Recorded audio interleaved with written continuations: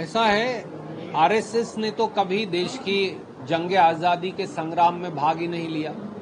वो तो अंग्रेज के साथ थे।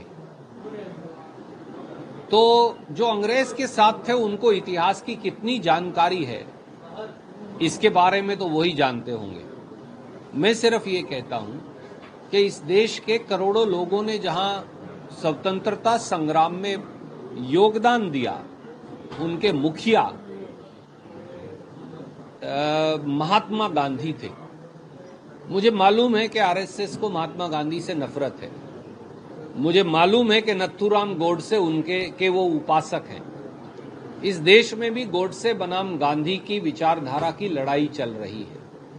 एक तरफ गांधी की विचारधारा है जिसने भारत को बनाया, दूसरी तरफ गोडसे की विचारधारा है जो जात और धर्म के आधार पर, क्षेत्रवाद के आधार पर पूरे देश को बांटना चाहते हैं। देखिए, चुनाव आयोग जो है उसको पिट्ठू नहीं बनना चाहिए। मुझे मालूम है मैं किस शब्द का इस्तेमाल, दुर्भाग्य से चुनाव आयोग सरकारी पिट्ठू बन गया है। और जब निष्पक्ष चुनाव करवाने वाला चुनाव आयोग सरकारी पिट्ठू बन जाए तो इस देश में प्रजातंत्र अपने आप खतरे में चला जाएगा। जो राहुल गांधी जी मांग रहे हैं वो केवल और केवल वोटर लिस्ट का डेटा मांग रहे हैं, क्योंकि लोकसभा और विधानसभा चुनाव के बीच महाराष्ट्र में 50 लाख से अधिक वोटर बढ़ गए। 60 या 70 दिन में 50 लाख लोग कैसे बढ़ सकते हैं? 1 लाख लोग थोड़ी पैदा हो गए हर रोज, या 1 लाख लोग जो थोड़ी 18 साल के हो गए। तो ये कैसे हुआ?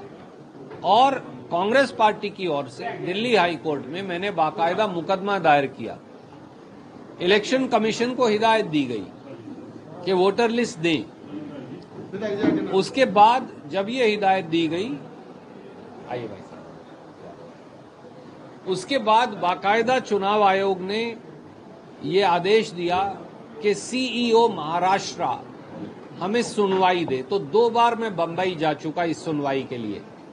उसके बाद भी आज तक चुनाव आयोग ने कोई लिस्ट नहीं दी। तो इसका मतलब उनकी दाढ़ी में तिनका नहीं, पूरी की पूरी दाल जो है उसी में गड़बड़।